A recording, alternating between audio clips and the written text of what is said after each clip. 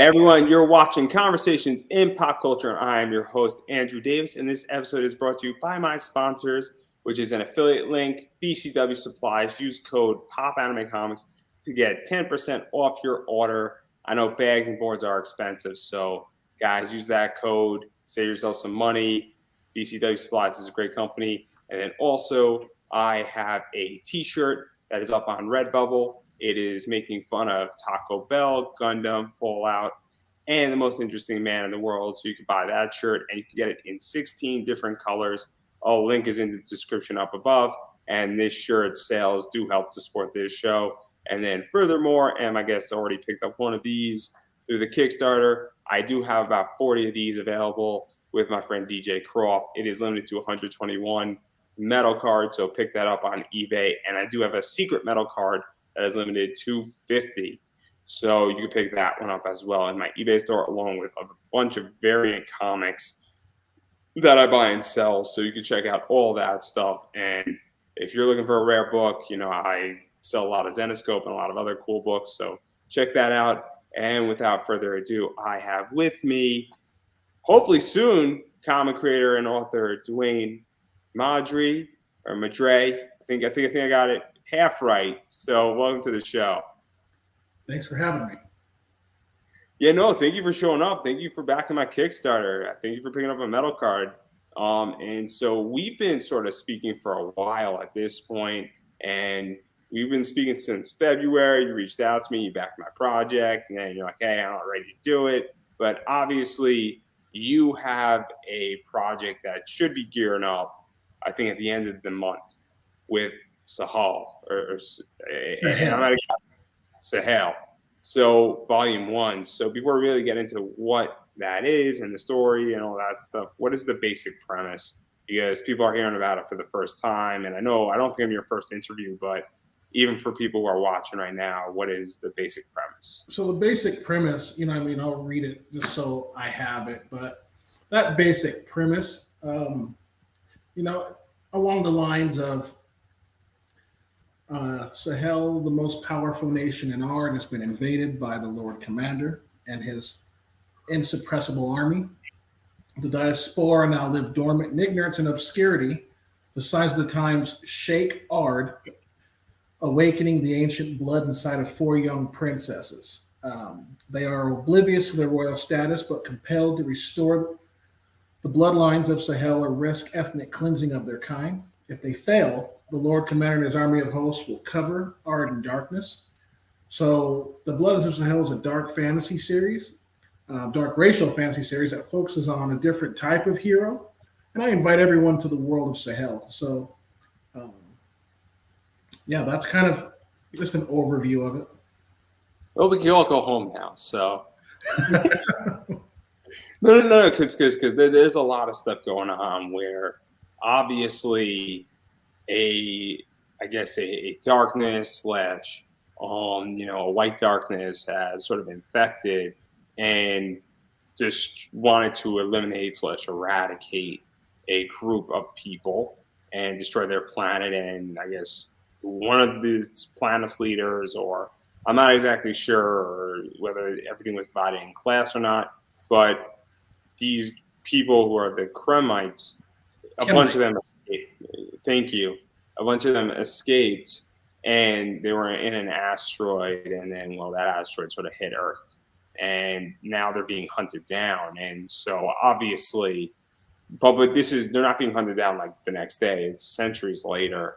Yeah. And so what was this like really building this out? Because there's a lot in play just in what I just told, and really setting a bunch of different things, because there's a lot of moving parts before we even get into the conflict of this story.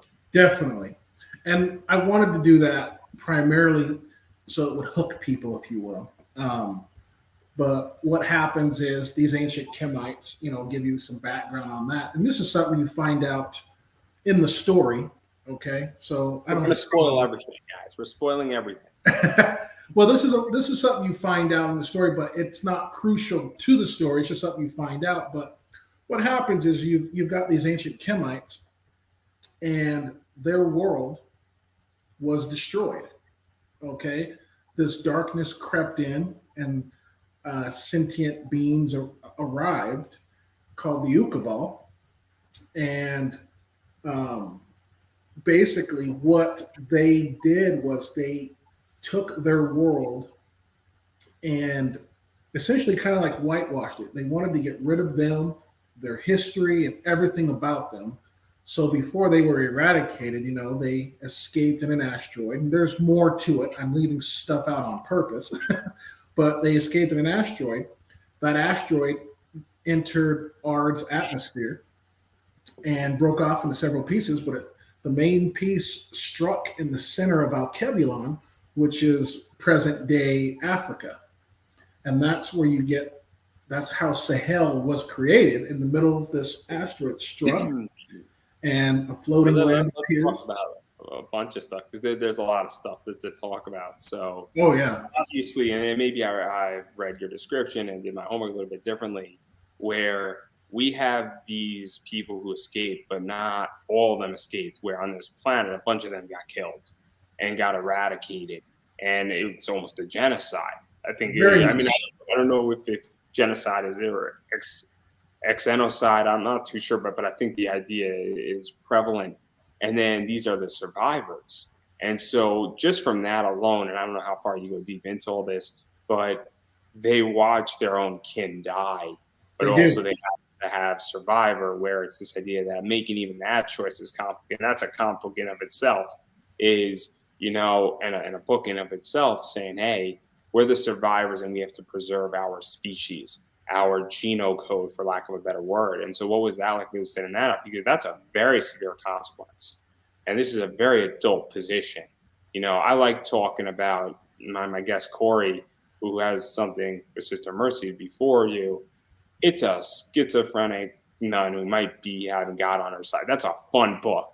Your book's pretty intense. Very much so, on purpose. So it's not a hot nun killing other people in the Catholic Church, for lack of a better word. Yes. No, it's, one thing about this world you're going to realize, it's going to operate pretty much like the world we live in today. And you're going to see certain elements that you'll be able to relate to right away, because it's set up that way for your guard to be down. So when you experience this, you don't realize, you're like, oh, that hit me. So these people, they're the last of their bloodline. Keep in mind, they still number in the hundreds of millions when they arrive. You know what I mean? When they arrive. And so with that said, what then happens is they encounter another problem in which they have to mingle their bloodline. And as a result, that upsets purists, xenophobists, who don't want their bloodlines mingled as well. Let me ask you a question, because obviously these people or these species arrive and they're mingling with people, I guess, already on Earth to some degree. But is there pushback from within as well, or just from the outside? Because that gets complicated as well, where this is not so, and I don't mean to make a pun or even make a joke, but it's not black and white. It's very gray. Yes. Oh yeah, there's pushback from the inside. However, there's more pushback from the outside, but the pushback from the inside is more or less keep to ourselves. However, it comes to a point to where if you keep to yourselves, you die off completely. So again, it really gets into this, and obviously we're going to dive into a lot more complicated issues. And I'm a big boy; I can handle it. Okay. I don't know how much you watch my show, but we don't shy away from controversial issues. I've seen some with the nudity stuff. I'm going to have a very interesting conversation with a friend of mine tomorrow night, Arvid Nielsen, who did Rex Mundi. And if you're watching, hearing about this later on or on podcast format, it's like 2 or 3 episodes down. So, but yeah, what is this even like? Because obviously, again, this is now another choice of saying, well, parts of the genome code have to be preserved, but also you're in a new culture, you're in a new environment, and it's also a theory of evolution to some degree. And humanity has evolved. I mean, you can't just stay if your genome code or there's not enough population.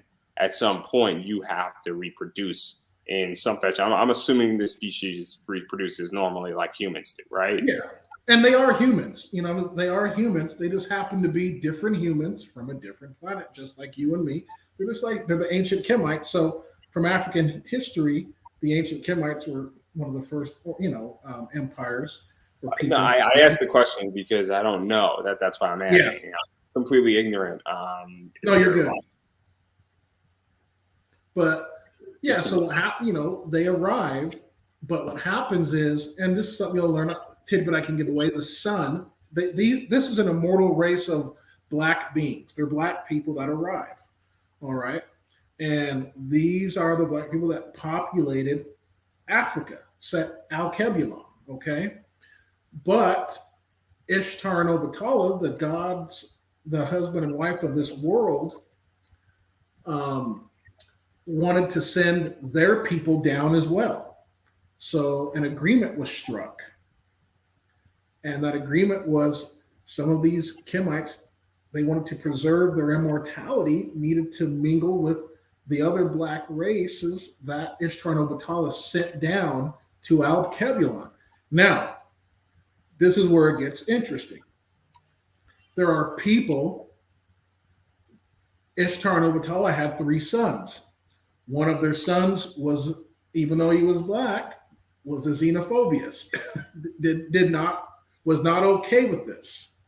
He wanted to keep their bloodline pure. I'll keep it at that. And then obviously things go into, there's a lot involved where he wants to eradicate that strain of their bloodline. Yeah, there's a lot going on. There's also a lot of theories going on and a lot of different positions. And I'll be the first person to say that. I know that there is, and correct me if I'm wrong and if I'm speaking out of turn, but there is W. Du Bois, I want to say, who has a theory of certain things. There's Michael Carmichael as well. And there's people like Martin Luther King and Malcolm X who have. And obviously, I'm by no means an expert. So if I'm speaking completely out of turn, all of those people had different philosophies. To an extent, yes. Where obviously, I think Michael Carmichael had a different philosophy than Martin Luther King. And Malcolm X, I think, was closer to Michael Carmichael, but then changed over time. Yes. From my understanding and realized. And that seems rooted in this a little bit. Very much so. So what is that like? Because again, and not everybody knows the history, and I don't think you need to know the history. You don't need to. Yeah. But it helps, and it's also very interesting to understand that. And again, I'm not an expert in any stretch of the imagination, but what is that like to incorporate that in there? Because that's real history, and those are real philosophies, and those are real positions. And so what is that like to say, hey, this is sort of going on here? And I don't know, it's not 100% perfect, obviously, but even to just start throwing that in there and making those connections, and that's also very internal as well. Very much so. And you not only is it internal, these are what you're starting to feel is something you will feel throughout the whole entire series. There's not a time where you will be able to take a break. I just don't allow that. And there's a perfectly explanation for that. And I want to see if people understand what that explanation is. And I won't give that away because I don't want to cheat them of something that they need to find out on their own. But you see differing philosophies, and to top it all off, there's a group of Narsans that the brother that I've told you about before. The Narsans are a group in this comic series I model after the Nazis. Okay. And They are the true, they're Aryans. Let's put it that way. But I don't use the swastika. I use a square and 4 L's that make the square with the airship in front of it. And they have a philosophy of their own. Now, one thing you'll like about the main character, one of the main characters of this book, is Nodus, which is Satan spelled backwards. He's a skin changer, and he can be black and white, and he's the creator of systemic racism. And so you're going to see all this stuff in the world in a fantasy setting where everything is internal, and you start to feel things that you normally aren't used to feeling. And that was the point we want. So let's even talk about this, because obviously we got a lot of stuff going on. Yes, we do. And so what is this like? Because you have internal issues, you have external issues, and then you have, people having their own problems, I guess. And so what is this like? Because I think I know what you're trying to do. I think I know what you're trying to do, in which that obviously you're putting a spotlight on something and trying to show it in a different fashion. Very much so. To say it the least way, it's kind of like, I'll use an analogy that somebody will get. You can teach financial education in cartoons, for instance, and somebody can get a concept of what a dividend is, not by me explaining what a dividend is, but by explaining what it is and how every 3 months you get this, and it's like fruit falls off the tree. And so, oh, I get it. I connect it. I was explaining to somebody how to write an essay or a job. How would you explain cryptocurrencies to a 3-year-old? That was a fun question to answer. It took me about 30 minutes to figure out how to write 4 sentences. Hardest 4 sentences of my life. But what is this like? Because obviously, and I'm going to be a little challenging, when you're explaining something and showing it, there is a fine balance between fantasy and then saying, hey, this is what racism looks like. This is what it from the system itself looks like. But you could also go too far, and you could also use the point, meaning that if you go full out blown, you now take the entertainment value out of it. And that's a problem, because at the end of the day, and again, you feel free to disagree with me, it's the idea that if you go so far, and this applies to anybody's writing, the point's going to be moot, because I'm going to be turned off from the project. Agreed. Versus if you go 45%, so like, I get the point, and then they're meeting you, and they're coming closer and closer and closer, and over time again, you can say, oh, I get the point after 4 or 5 books. Versus it's this, and you just spell it out to me, it's like, I'm done, right? Yep. No, I get where you're coming from. There's a difference between convincing somebody of an argument and then blatantly saying the argument. Yes, and that's true. And so what you see here is, rather than having it told to you, you experience it. And not only do you experience it, you're experiencing it from several different angles. Meaning, for example, like in book 1, you're going to experience it from the angle of one. You're going to experience it from the angle of one princess. You're going to experience it from the angle of another princess.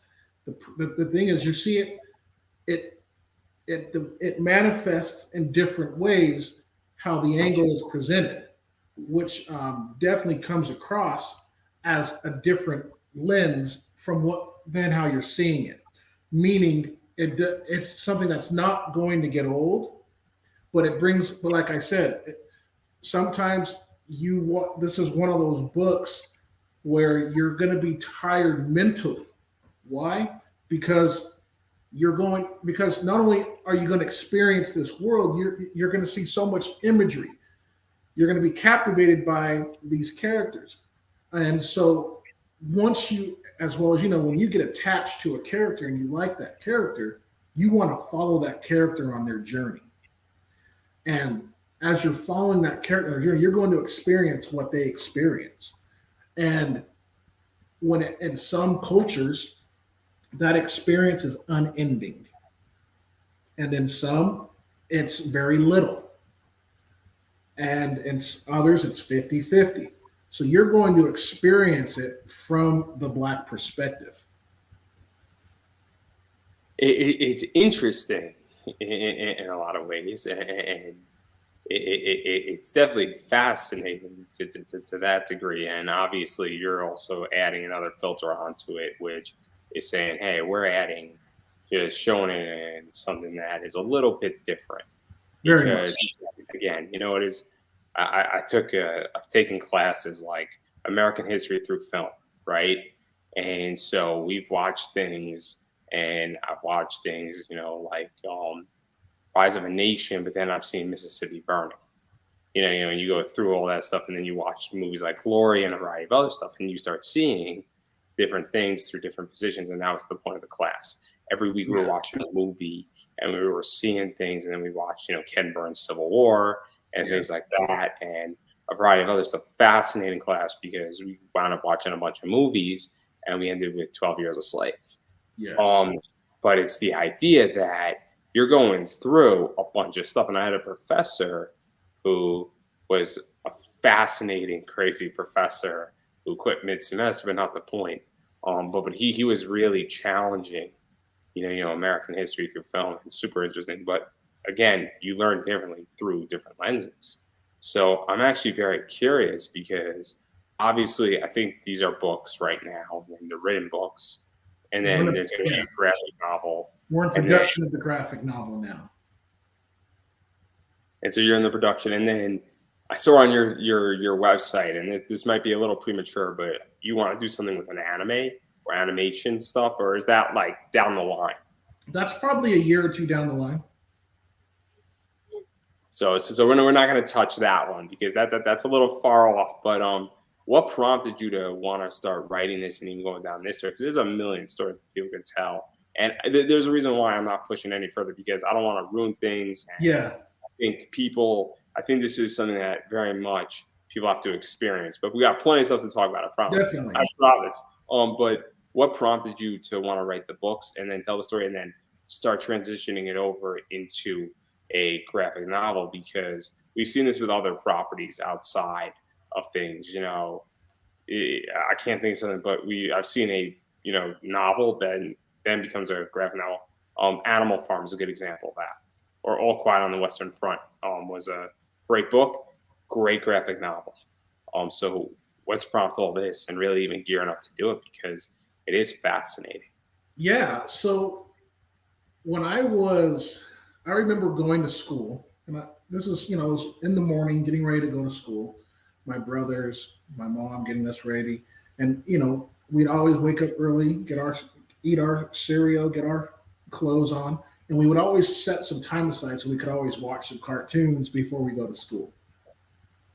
And so I remember watching Ronin Warriors, Superman, Aquaman, all the stuff that came on early in the morning right before school, which upset me, which is why I loved the summers, because I could watch all that, but I would always miss it during school because, you wake up late. So the thing that stuck out to me, and I remember when I was like, I think 10 or 11, if not 12. I just remember sitting back and I looked, and none of the characters looked like me. And that changed my whole view. I'm like, wait a minute. I was like, it just dawned on me. And like, obviously it didn't dawn on my brothers. They still enjoyed it. And so it was just like, I was like this, like, no one looks like me. Why is that? And so from that day, I was like, well, I'm sure there's other stuff out there where that character or someone's going to look like me. And as time went on, I started looking for that. And, every once in a while you would see stuff started popping up, but it wasn't until I was like maybe 17, 18 till some of that stuff started popping up. And I'm like, why is there so little of this, representation? And that struck a nerve with me, because I started experiencing a lot of emotions, and that carried over into being in school. So, so my background is I have a master's in chemistry and history. And so with that, I started to want to know why things were the way they were. It's like, why is it there's no representation of people like myself? And, to make a long story short, as a kid, you don't realize where you, as a black kid, you don't sometimes know where you are in this world. And so I started understanding my place in this world and seeing how it met with TV and certain narratives, and started seeing things and seeing coded speech. And I'm like, wait a minute. No, I don't think so. And so as a young kid, I started saying, and I used to, me and my brothers would talk, someone needs to create this so that we can watch this and enjoy this ourselves. And I remember my mom saying, why don't you just do it yourself? And I'm like, Mom, that would be too hard to do. She goes, yeah, but if you want to see it, you have to do it for yourself. So I said, fine, I'll do it. So I remember being 18, 19 and just started saying, I'm going to do it. 18 years later, here I am. And I've got all the content to back it up. You know what I mean? So I started doing it. I just started writing stuff down. I've got a big notebook. I just write something down as it came to me. And I'm like, I'm going to do this. I'm going to talk about this. I'm going to address this in a story format, in a setting. So when I created this world, at first it was just a hobby. And then it became more than that as I started seeing it. And I'm like, whoa, I didn't expect this, but let me just keep running with it. I just started, and then here I am. So to even talk about this, because obviously I'm a big proponent that if you feel like something's not out there, you should go create it. It's not out there. And believe me, I think you're going to agree. Creating anything is hard. But by definition, getting a TV show, regardless of where you're at in life, is fucking hard. It doesn't matter where you're at. It is fucking hard. It is expensive. Most people on their own do not have capital to do that. So, but what was this like but creating a book, creating a comic book is a lot easier by definition. As far as capital, and I don't think I need to tell you, but a comic book is anywhere from $4 to $8 grand, give or take, on Kickstarter and Indies. If you're doing like 24 to 36 pages, if you're doing a bigger graphic novel, it's a little bit more money. But obviously, it's you just times that by the number of pages.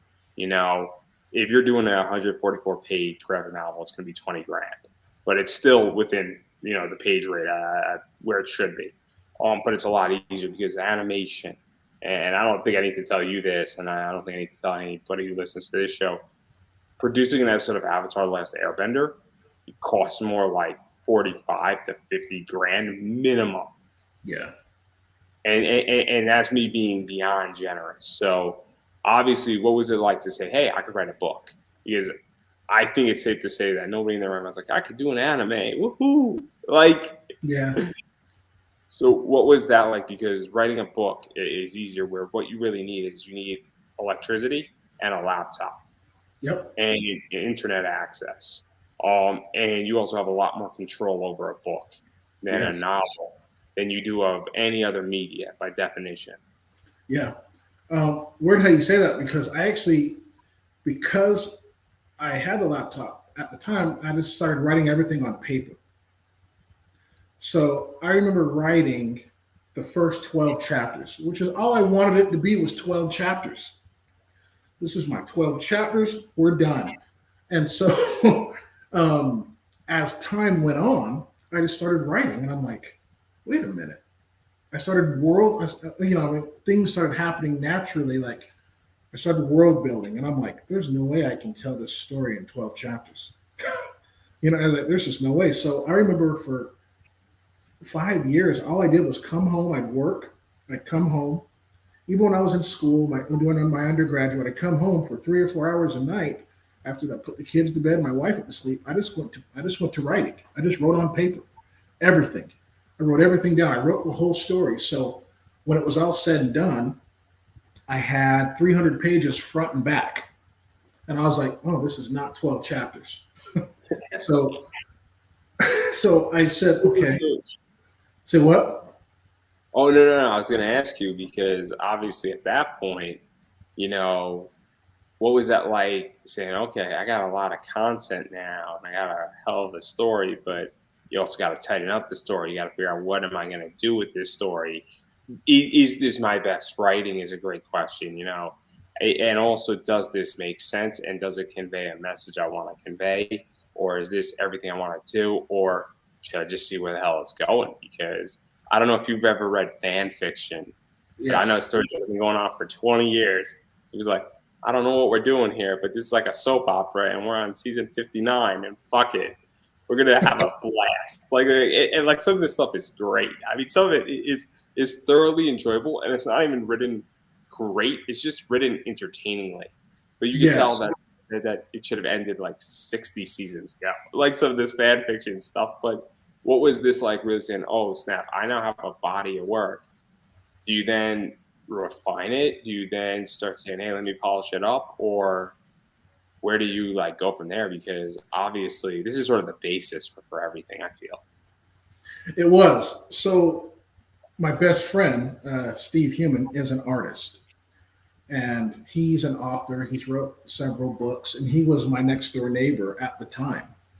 And I had always kept this private. And I was like, I asked him, what do I do? He's like, well, the next thing you need to do is write it all out. I mean, you're going to grab what you have on that paper and you're going to put it on computer. That will be like that'll be like one of your major revisions. Now, keep in mind, at the time, I'm not used to syntax, editing, transitions, setting the stage, show not tell, tell not show, stuff like that. I didn't know. So what am I doing? So I'm like, fine, I'll just go and write it all down. So I wrote it all down. And I think, it came to, I was probably, all said and done, I don't know, like 3,000 pages. You know what I mean? And I was like, because it was just everything I had written down over the course of several years. And so I'm like, whoa, there's no way I can just, I was like, okay. So I went through it, major revision, took me a whole year to do. And I broke it down into it was like 15 books. I was like, oh. So as I broke it all down, I'm like, and I started looking at everything, and I was doing my world building as I was reading and doing all this stuff down. I started refining the process of what this world was going to look like. After I got that part down, and I said, this is 15 books. I didn't even plan on this. It just happened that way. So I was able to break it down, and I was able to consult my friend Steven. He's like, you need to go to some book conferences. I go, well, I really don't want to, and so I ended up going to book conferences, and people started asking what I was doing. And make a long story short, they were captivated by it, and I was like, it was just a hobby, but it's turned out to be more than just that, just a passion project I've just been writing down. So as I refined everything, and I mean, you could look at I've got 5 whiteboards of the whole entire story laid out. I've got the first 7 books written, but I'm looking and I'm like, wow. And so it's all laid out now in steps of how everything is supposed to be told, all because of those initial 300 pages front and back. So to even talk about this, because obviously when you have 15 books planned, you have a game plan for at least 7 of them so far. What is that like as a publishing plan? Because that's a big undertaking. And excuse me, pardon my voice. I'm off of a sickness, a little bit. But, one of the things is that, what is that like for you in saying, hey, I'm going to publish this? And do you say, I'm going to self-publish it? Do you go to a publisher? Or do you say, hey, look, Kickstarter's the answer? Or is it saying, hey, look, I got a bunch of this already done. It's just that I need funding to print my books. And we're just going to find our audience and build our audience and attack our audience this way. So what is that like? Because that's a big undertaking and you need a game plan. It's kind of like, you don't tell the Super Bowl Rams to say, win the game, guys. You got no plays, win the game. I mean, you need a battle plan in a lot of ways. So definitely. And it's where you say that. So my plan was, as this was happening, I probably didn't come up with the plan until last year and a half. I was like, okay, it's really time to sit down and plan this, because again, I have a career outside of this. You know, I mean, I do very well. You know, I have a job outside of this. But with that said, I said I need to create a plan. But understand that before I answer the question, I didn't expect for this to happen. If you know what I mean. So I didn't expect to have a plan because I didn't. So let me ask you another question before, and I'll preface it with this with me. So I didn't expect to do this show live ever. Legitly, COVID happened, and I was like, people are getting fucked over, right? So let me help wrestlers who have been gracious to me, and my idea was to do 30 minutes twice a week. I did not expect it to do what it was doing. And I'm like, well, people are still getting screwed over. And then it never left. And it was a very important evolution for me. Yes. And it forced a whole position where now I usually record on Tuesdays and Wednesdays. I am only doing Thursdays to get through my Kickstarter backlog of all the people who supported me on Kickstarter and to give them that option. But I didn't expect it, and I've had to revise a plan all last year. And I moved back with my parents' home, so that messed up the plan even more. So when we talk about, you know, coming into situations, I completely understand when you're caught off guard, but you realize that there's something going on. And I didn't expect to have sponsorships, and that also further revised the plan. And now I am gearing up. And once I get back up on my feet economically and in a variety of other places and in my own place, I'm actually building out a studio. Okay. And so that's a whole different battle plan. And then the reason why I bring all this up is that obviously you sit down and now you have to build out a battle plan because you're now becoming you have an IP essentially, an intellectual piece of property. Whether that's books, comics, movies, anime, merch. I have an IP. That elf up there is an IP. This is an IP, and it's a name, and it's actually part of a bigger company. So, what was this like? Really saying, "Oh snap! I actually have something that's now not a hobby, that there's real money involved in, and that this could potentially, or I just want to protect it." That's the other thing too. First thing saying, "Hey, look, you know, even if this only produces me $10,000 in its entire lifetime, I want to protect what my property is." That's the other thing too that I think people don't understand. Yeah, I think so. During COVID, you know, I was fortunate that I was able to work from home, but I was able to get, you know, obviously when you're at work, you can get 8 hours done in 4 hours, but I was able to get 8 hours done in 2 hours. So I was like, okay. So I had extra time, and I'm like, oh. So I started putting more. I had time to put into this, more and more time than I ever thought I'd ever have. So I probably got maybe 4 years done in like a year, if that makes any sense. And so that was when I realized I'm like, I need a plan. And so my friend was, you know, like, are you going to do self-publish or indie publish? I go, I'm going to do indie publish. Why? I don't know. I want to be in control of my story. And so when I did that, you know, I was able to craft a plan in which I could launch one book, you know, on Juneteenth. And so volume one, because the books were so big, volume one, book one on Juneteenth of this year, volume one, book two in October. Because I can do that for the next 10 or 12 years to have those books come out. And then I decided, and then speaking with my best friend, Steve, he's like, you know, as I explained to him, he's like, this would look even better as a graphic novel. I'm like, really? He's like, just the visuals that you're providing. The girls were born blind, and then 8 colored stones got put in their eyes: sapphire, emerald, hematite gray, and turquoise were placed in their eyes. You've got an albino queen.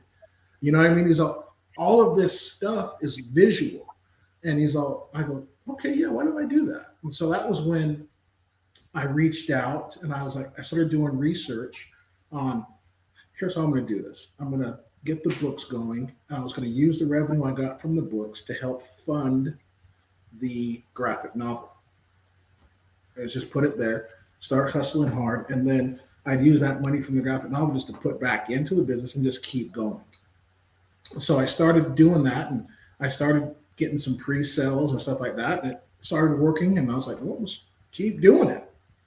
And so with that, I was able to come up with a plan in which We would have book one launch, and then a year later, even though that series is now going, the graphic novel series would start a year later and come right after the book. So after every book, you get a visual representation of each book broken up. So the graphic novel every 3 months. So book one, one and two would be broken up in the graphic novel format in 4 parts. Every 3 months, you get one of the other. So that's how we set it up. And I was like, but I had to sit down and plan that out. And I just didn't expect for this to happen. And so I have a team, people would reach out and they wanted to help out. And I'm like, yeah, great. And I knew these are people I trust. They're like, you need a plan, you need a budget. I go, I didn't expect for this. Why do I need all this? I just want to create and have fun. Like, it's not easy. And so I've got they said, you've got IP, you've got a world in which, I'm sure out of these 15 books, more books have come out of it. I go, yeah, another 10 that I've written down just in content alone. And so I'm like, it's just from that standpoint, that's when I realized, I think I've got something here. And then when I showed my wife, who does not like fantasy at all, can't stand it, when she just said, you've got something here, I go, really? She's like, yeah. And I was like, okay. That's when I started to take it a little serious now. And so here I am. That's when I reached out to Royal House Comics after a 9-month search to find the right company to do this for me. And when I reached out with Roderick and Royal House Comics, they were able to help me realize this dream it took me back to my childhood. And I was like, I'm doing it now. So obviously you got the books going on, and then let's talk about the graphic novel stuff. So producing a comic by any stretch of the imagination is not easy. No, it's not. And it's not easy for a lot of reasons. And obviously comics are different than novels. You have certain tools in a comic book that you do not have in a novel by definition, or a book. It's very complicated to use certain tones in a comic book. Also, the difference is that a comic book gives the reader a lot more control. So if you have a conversation between two characters, I could interpretate that conversation to take 30 seconds or take 5 minutes. I have that control, and I can make your story take place. If we have 72 hours in a story, I could make everything technically happen in the last hour in your comic book. Yes. To a degree. And also, that's one of the things. So that changes it, where I can read a comic book and you could read the same book, and we could have two different interpretations of it completely. Yes. And the ending, we can know Superman dies, but we could say Superman was dying for a selfish reason, depending on how I read it. Or you could say he was dying for a patriotic reason. And, I'm just using Superman as an example because it's an easy one to use here. But that's one thing. And then thirdly, comics are expensive to produce by nature. And I don't know your financial agreement with Royal House and all that stuff, and we don't have to go deep into it, but it's safe to say that a comic book is $4,000 to $8,000. And obviously I speak to a lot of my friends, and I know exactly how much art costs. And I speak to way too many artists, way too many. But so what was this like really coming into this? Because I'm presuming that you obviously must be a fan of comics, first and foremost.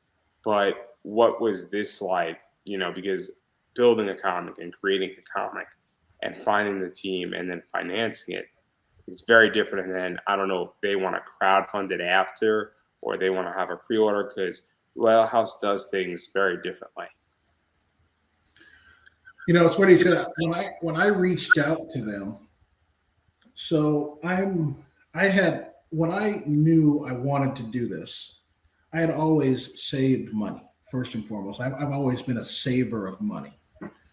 And I knew, I don't know, about maybe 10, 12 years ago, I knew I was going to do something. I just didn't know how or when I was going to do it.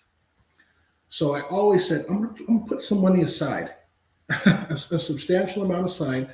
So when this does, because again, I told you I've been doing this for almost 20 years, and I've been putting stuff together. And I always knew from what my mom had said, if you're ever going to do something, you need to make sure you have some money put aside that you can use to do what you want. And I've been blessed to be in a position to where I've been able to take care of my family financially. And so because I've been in that position, I've been able to put some money aside. So when this came about and I talked to Royal House, had my budget, everything, we were good to go. There was no hesitation whatsoever.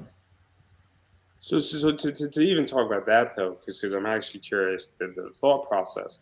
So obviously I went on to Kickstarter because my sponsors technically covered my expenditure for my podcast and for my StreamYard and Hootsuite, and I still have money left over for my sponsorships outside of my Kickstarter. But I also said to myself, look, why not raise additional money first and foremost, because you could never have enough money. That's a given. In any project, having more money is better than having less money. And that was one. And two, I view Kickstarter as a very good social platform, because now if you Google conversations in pop culture, it is affiliated with Kickstarter.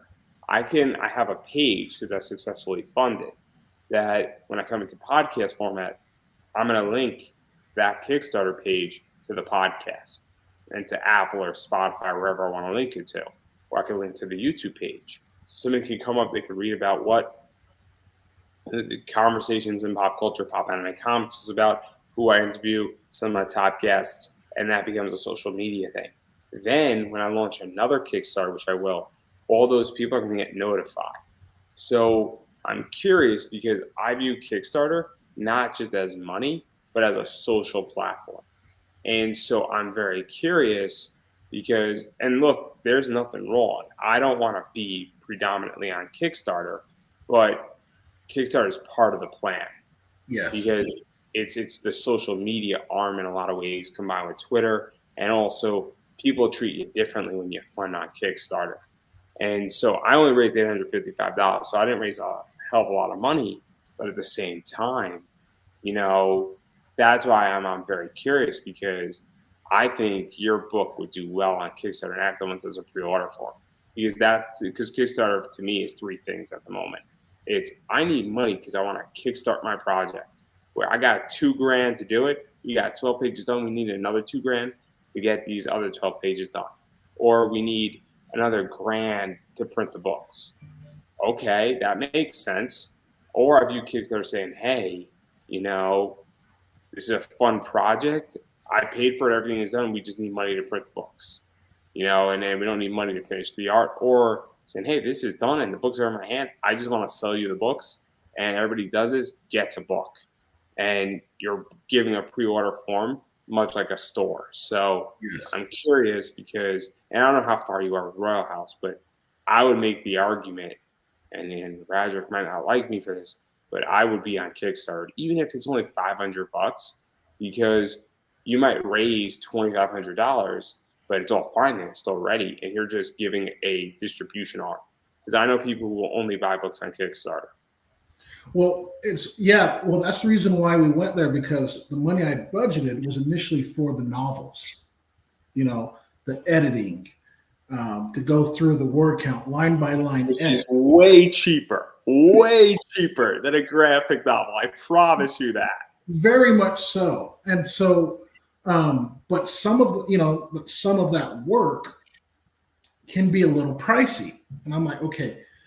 And when I knew, as I started asking around, I'm like, and my friend Steve's one, he's like, you need to do a Kickstarter. And he's like, what you have, people will flock to. It may not, you'll make sure your goals are reasonable.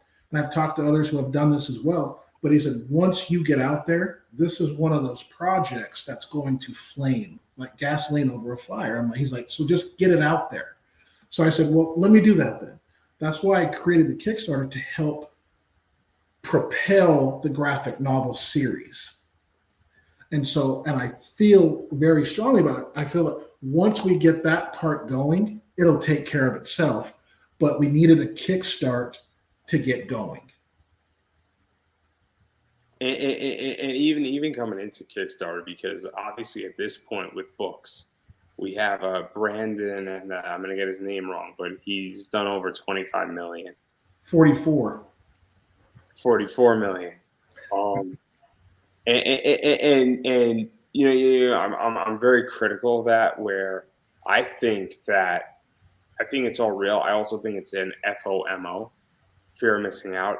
I think it is not what it seems, and I think that people have to say it's impressive, and you have to give credit where credit is due. But it's also not the norm, and it's also become a phenomenon in a Agreed. lot of. And I don't think that you can say he raised $44 million and view it as $44 million face value. I think you have to be a little more critical. I think, and that's not to say that's not when the money people contributed, but people I think are saying, hey, look, I gotta back this project because I don't know what's here, but there must be something. And we're gonna wait and see what those 4 books look like, because they could be the best books ever, or they could be average, and we would be like, well, we were duped, or they could be just good books, but nothing special. So there are legit questions about that, but I do think it opens up a door, meaning that, hey, if you want to read books and you want to read things and you want some cool books that maybe a big publisher wouldn't look at, this might be the answer. If I'm to write a book on how to invest in comic books or the comic book investing system, which I'm building out the class, I might do that book on Kickstarter. And the reason why is because it might just be easier to do it on Kickstarter and do it directly. And also I'm going to have a lot more control. And so I think he's opened up a door. So what is that like for you coming in to this, knowing that project, I think it's going to be over by the time you hit, and you're not competing with them by any stretch of the imagination.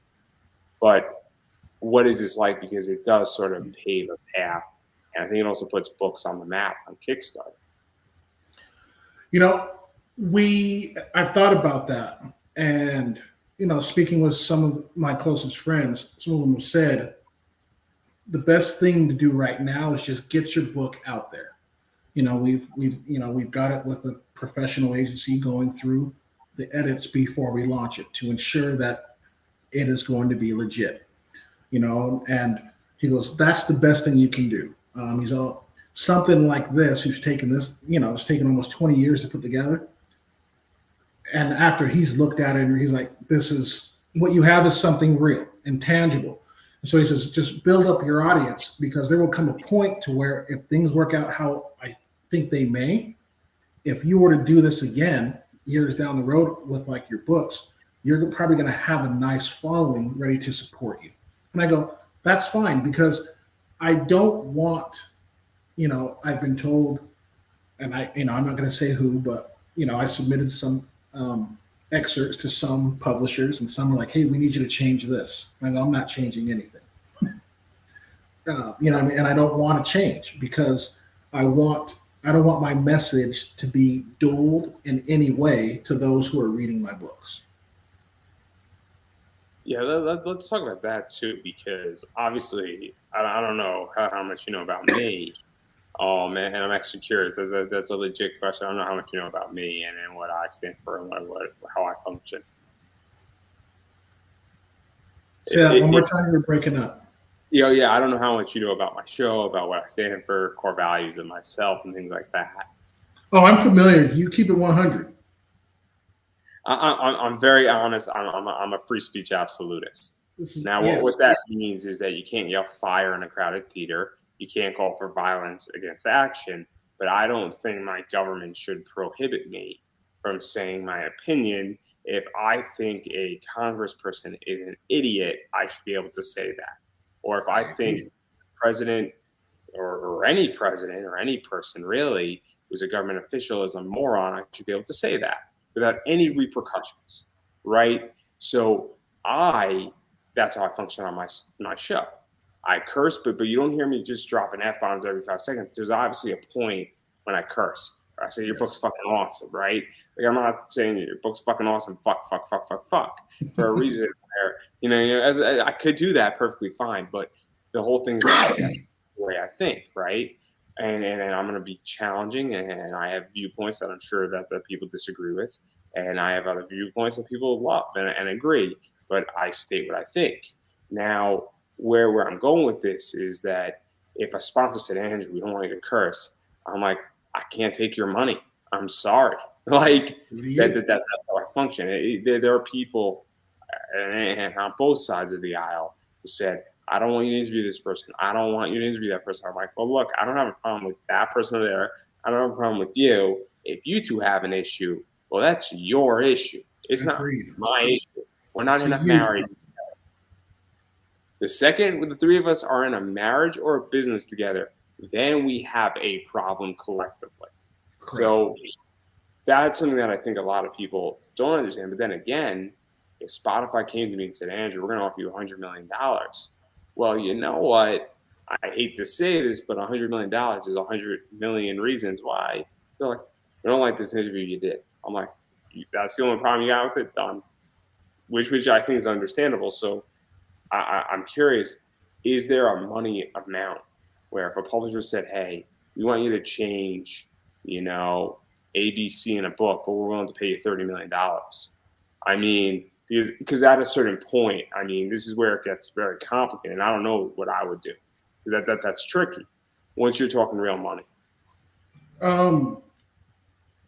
That's a good question, and I've thought about that. You don't have to answer if you don't want to. I don't expect. I've thought about that long and hard, and one thing I've learned is if that were to happen, one thing I've learned from writing is wordplay. I'll keep it at that.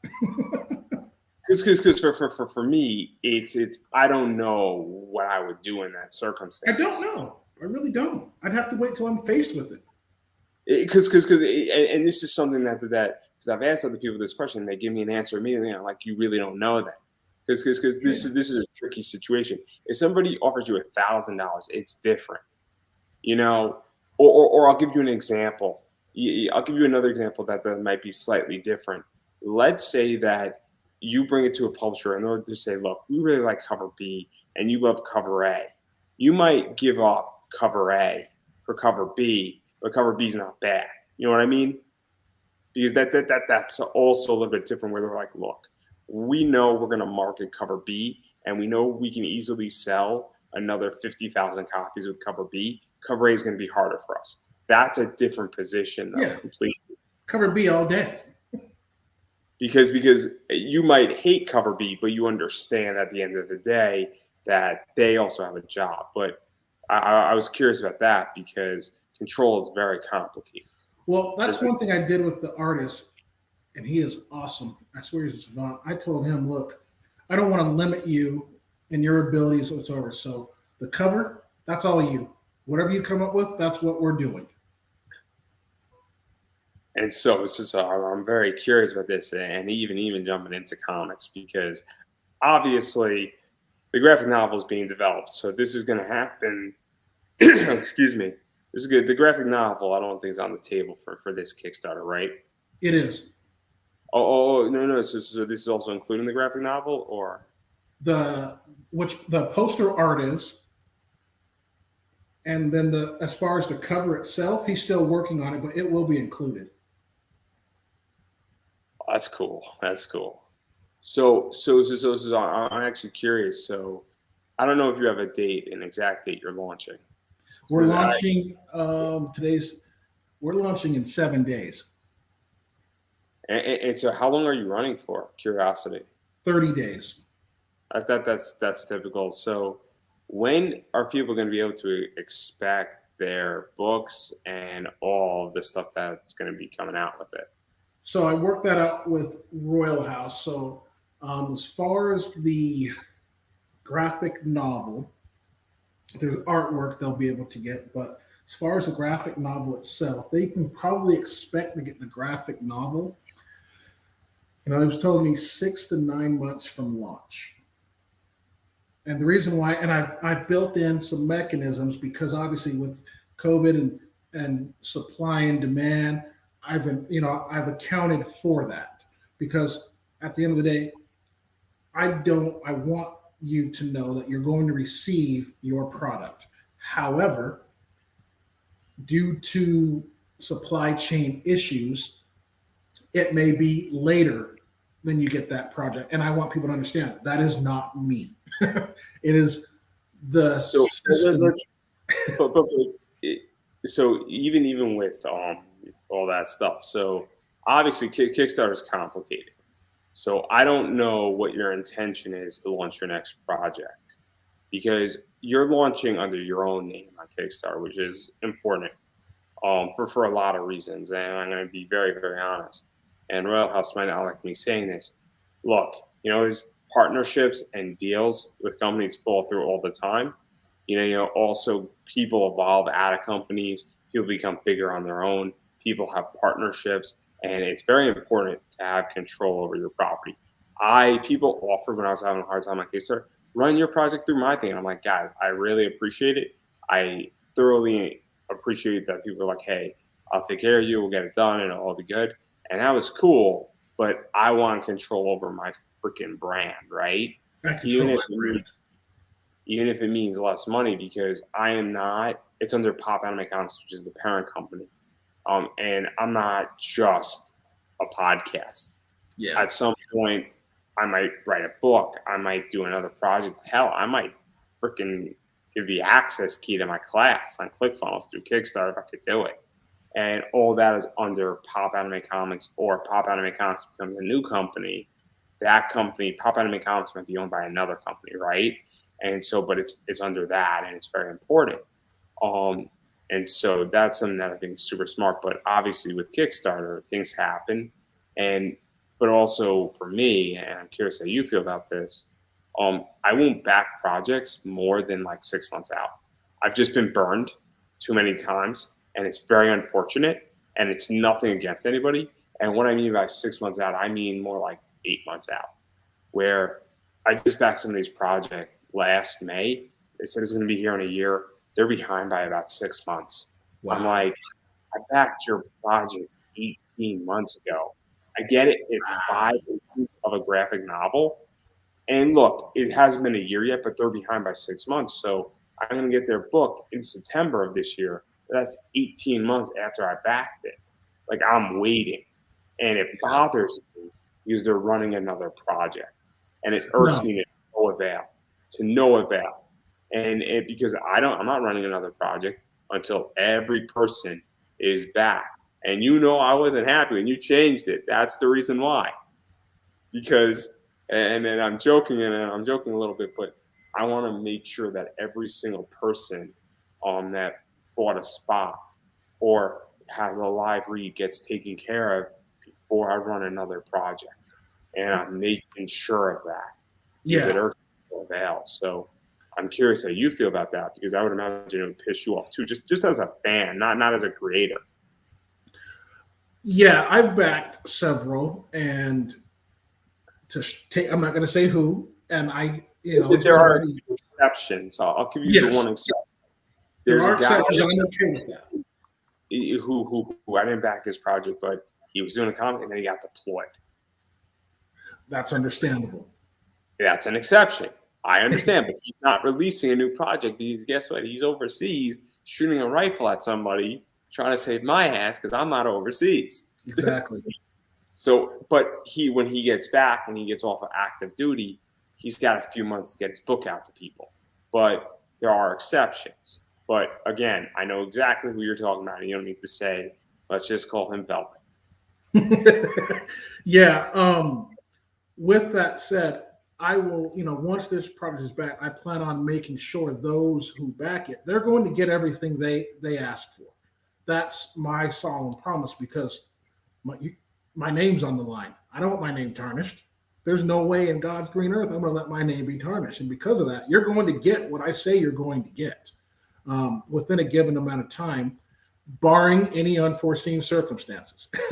You know what I mean? So people are going to get it. So when you back us, you can be sure that you're going to get your stuff. Yeah, it's very important, and I think it's something that good people in Kickstarter understand it, but a lot of people I feel don't. And look, I mean, I don't know how many projects you've backed. I think I've only backed 34, 35. I backed about 15. But but still 15's a lot, and you understand the lay of Kickstarter.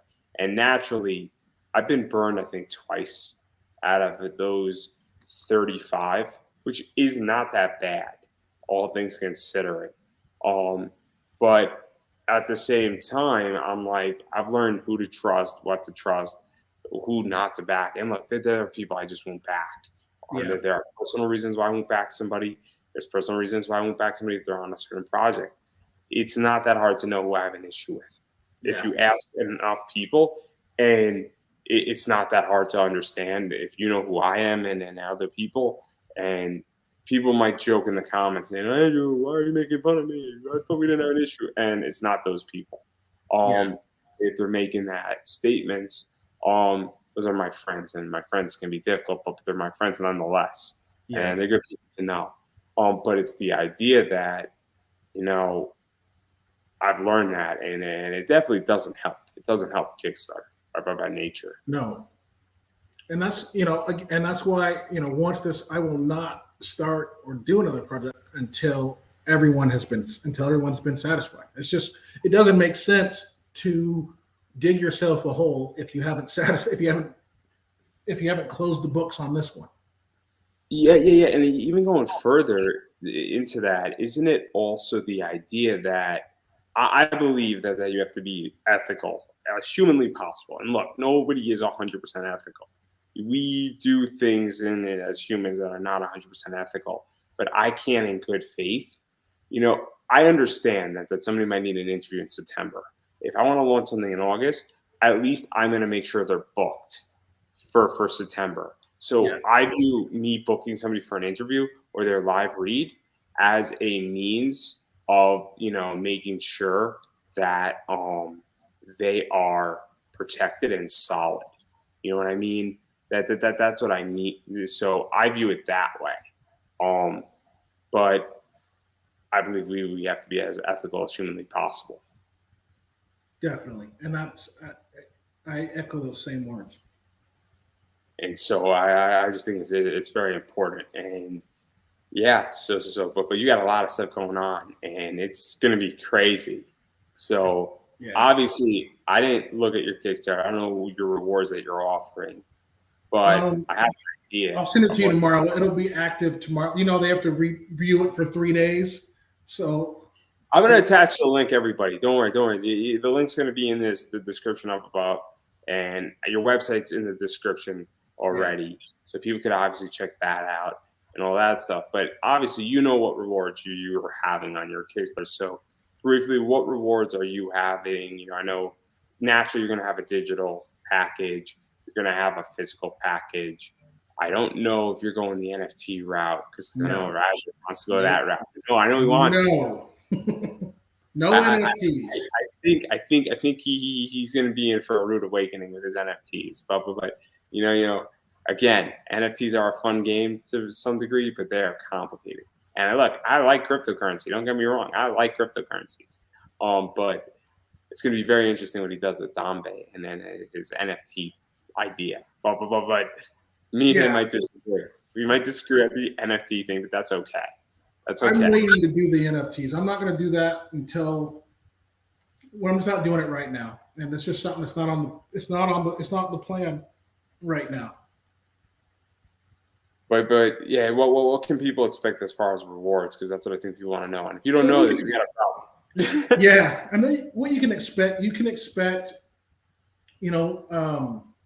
artwork. We've got some of our artwork. We've got some poster art, and one of the poster art, which I think people will really love, is you're going to see a picture of the 4 sisters.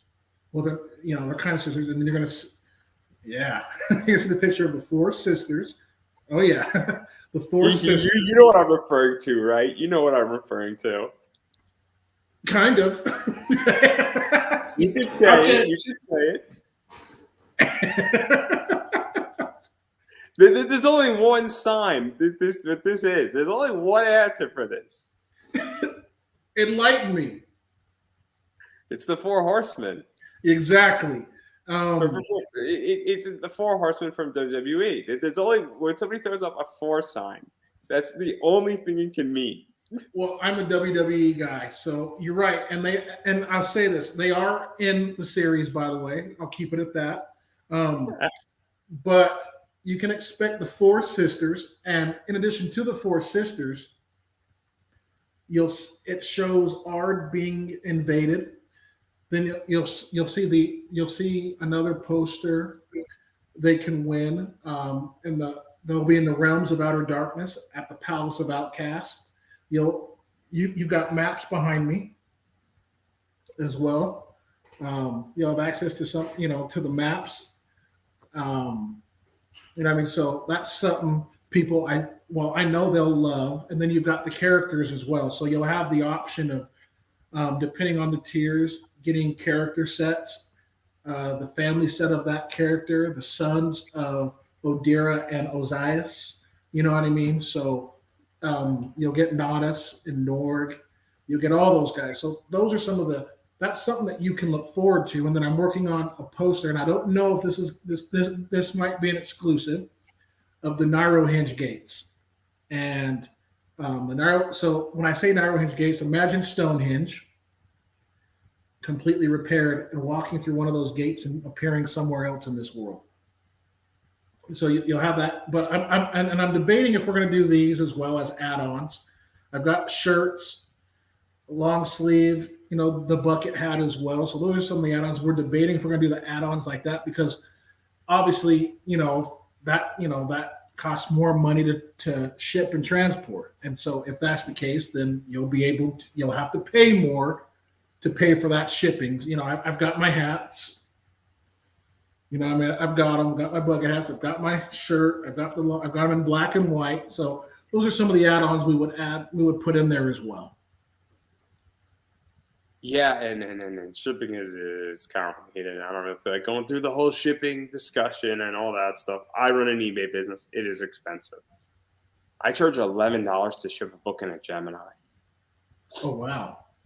And that's, and I put the cost in there. I put the cost at least $25, $30, because that way I know you're paying for those costs for me to send it to you, because I'm not in a position to eat that cost.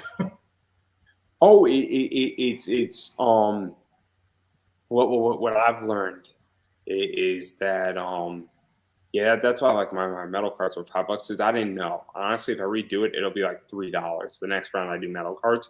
To ship a metal card is not that expensive. I just didn't know. It'll be, because even depending on how many I sell, it's not that expensive. Maybe it'll be like $3.50 to ship a metal card, which Gotcha. really isn't that expensive. Because that's the envelope and costs, and so it makes 100% sense. But yeah, when I do a comic, I'm probably gonna run a little bit of a discount where I'll probably take off $2-3 of shipping, but it's gonna be like $8. Gotcha. Okay. I'll take a little bit of a hit, but I'm not gonna take a massive hit, because even on eBay, I mean, sometimes it costs me $12-13 to ship a book, and I'm only charging $11. But when you're selling a book at $60, I could take a $2-3 hit here and there. But again, I can't take a free shipping hit. Exactly. And also I insure my books, so I really don't care. If I am sending you a $30 to $40 comic book, you're damn right I'm insuring that bad boy. I don't ship in a United States like flat mail for $5. I don't ship that way. I ship in Geminis. And if you want your book to arrive perfect and protected in bubble wrap, that's how it gets done. That's what, and you're gonna pay for it. Same thing. So we plan on doing that. And then if you want, you can take a look at the artwork on our Instagram page, SAHAELian. So SAHAELIAN. Our Instagram has it there. It's got everything there. And so it's very, very interesting, and I think shipping is a whole discussion.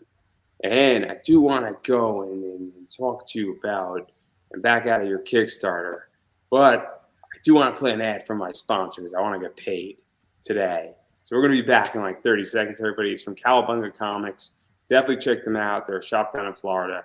Got a lot of cool variants, and they got some cool images, and they got my friend Travis Gibbs' book in there. So we'll be back in 35 seconds, everybody.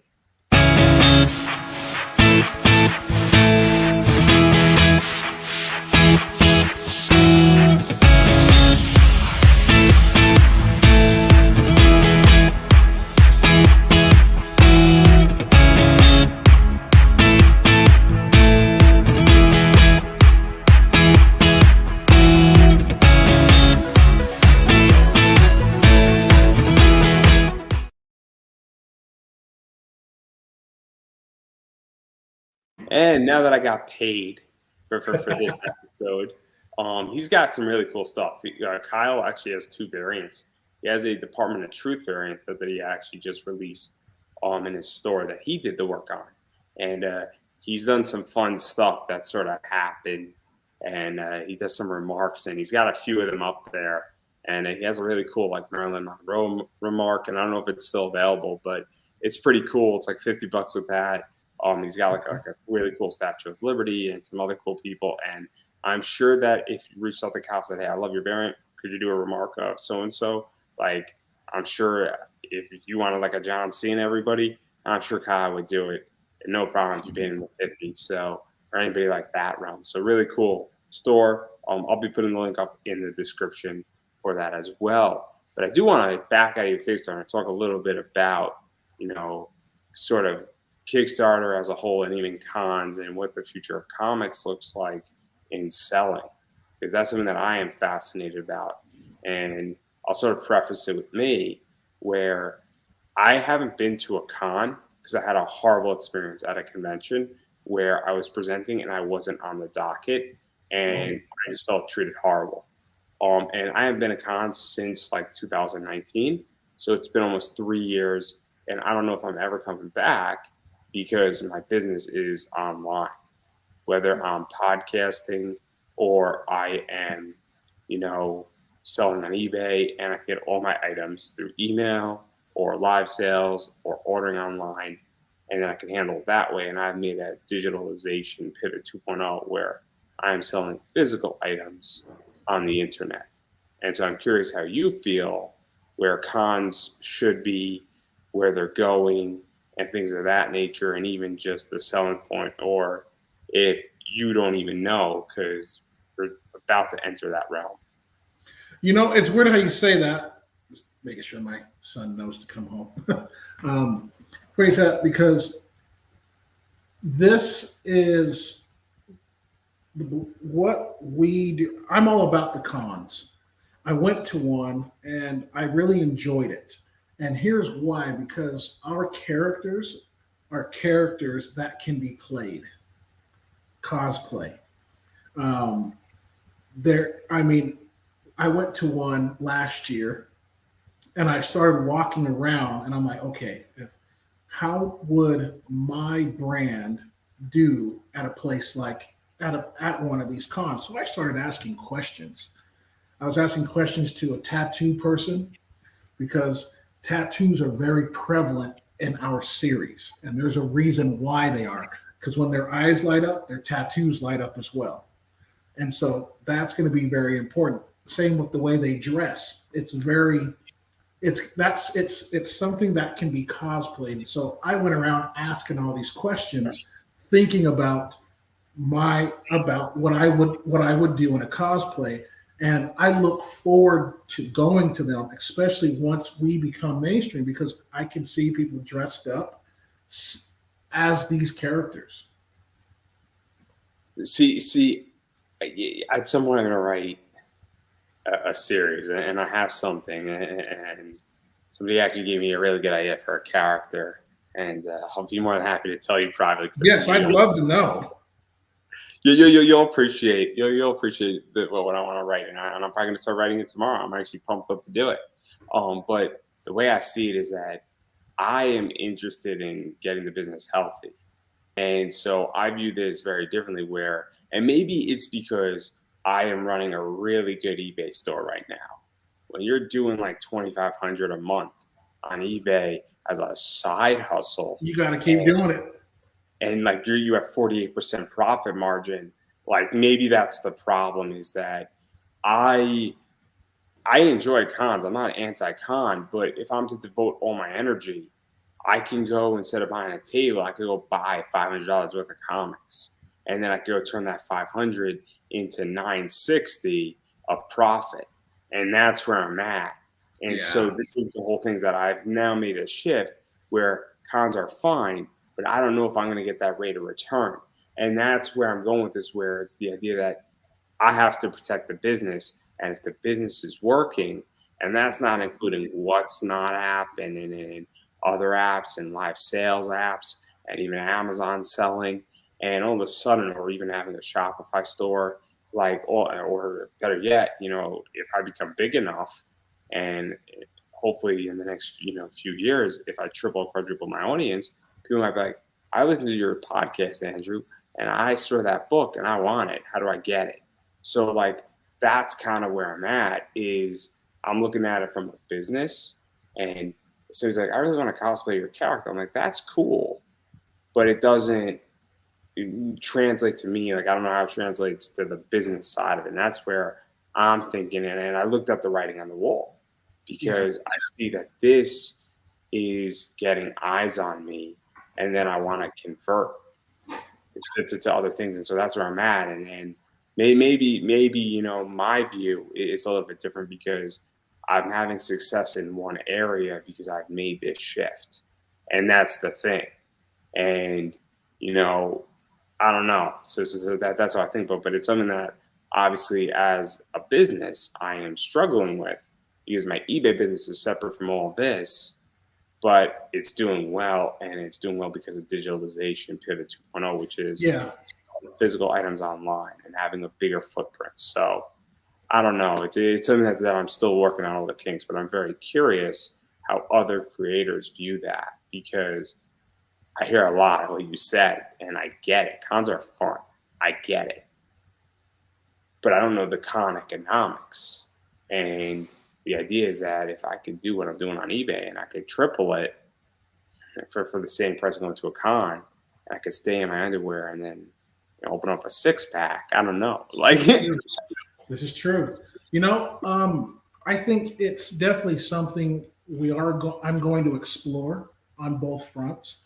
You know what I mean? Because cons are typically 3 days. You know what I mean? So you get tired. People smell.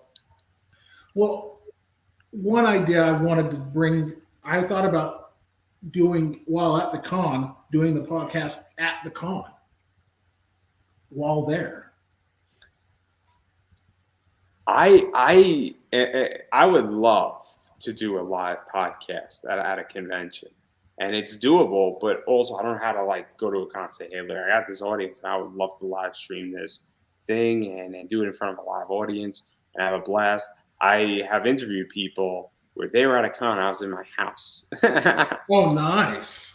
See, that's a funny interview with Derek Stephen Prince. Derek Stephen Prince. I don't know if you know who Derek Stephen Prince is. No, I don't. I just wrote the name down so I can listen to it. Derek Stephen Prince is a voice actor who's a legendary voice actor, and legitimately was in his hotel room at a con. It's like, yeah, I'll do it. I'm in. Like, he plays a Shinu from Naruto. Okay. The bug guy from Naruto, and big prevalent voice actor, and very, very, very cool voice actor. I had no idea. Big Digimon guy, and because this is something that I'm trying to figure out, is that because I think I'm right and I'm making good money, but am I?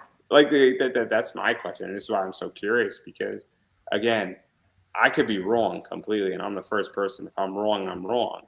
Yeah. But I don't know, and because people disagree with me, but I'm like, I'm doing really well on eBay, and I haven't even explored Facebook Live stuff, but I see other people doing Facebook Live sales, and so that's why I'm curious.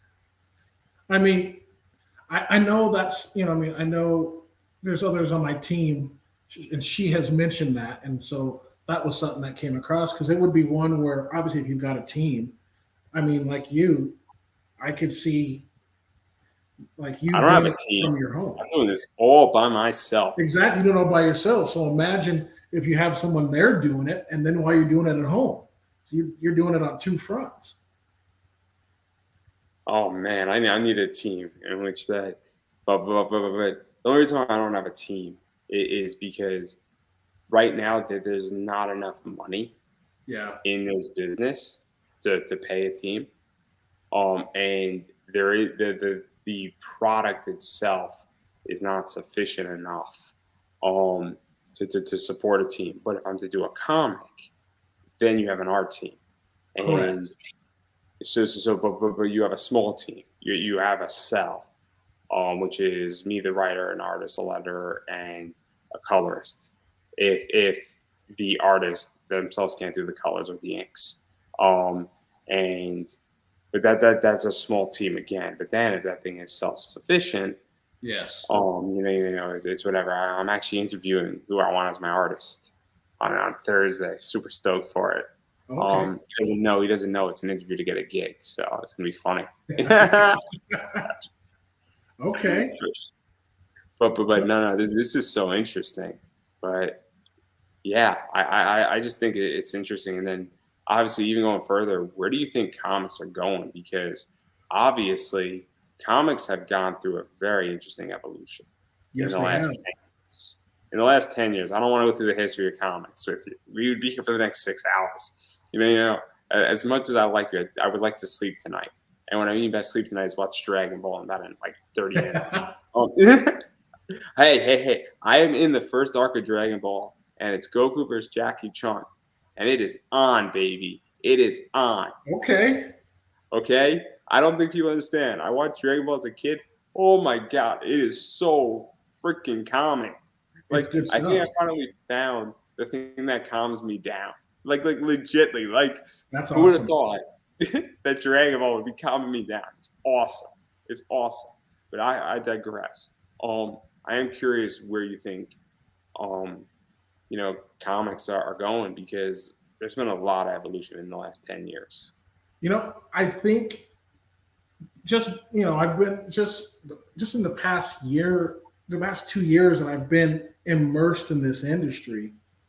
Um, it's weird because I see, because you've got these mainstream comics, and then you've got these indie comics, and the mainstream. I mean, for lack of a better word, I mean, it's entertaining. Don't get me wrong, but it's just regurgitated. Then you've So, got so, so, so, so sorry to interrupt you, because I have to ask now.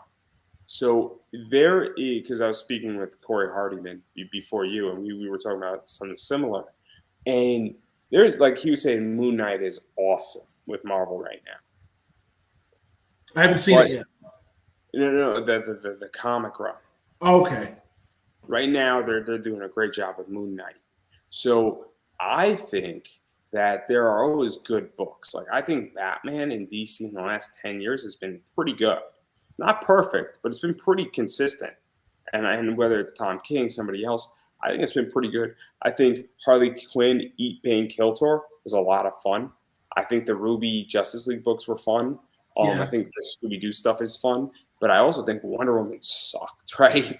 I think Green Lantern wasn't great. I I think like Teen Green Titans. Lantern though. Oh, I like Green Lantern. I have a Green Lantern power battery for a reason. Oh, Like I have a 1-to-1 Green Lantern power battery. It's an awesome toy. Like I got the ring, it lights up. nice. Hey, duty calls. If Hal Jordan needs a replacement, I got it, guys. But I think, and certain things like Star Wars is hit and miss sometimes with Marvel. Yeah. Like Vader Down was good. Lando Calrissian was enjoyable. Dr. Alpha was pretty entertaining actually. But then you have other things that were just like, yeah, this is not good.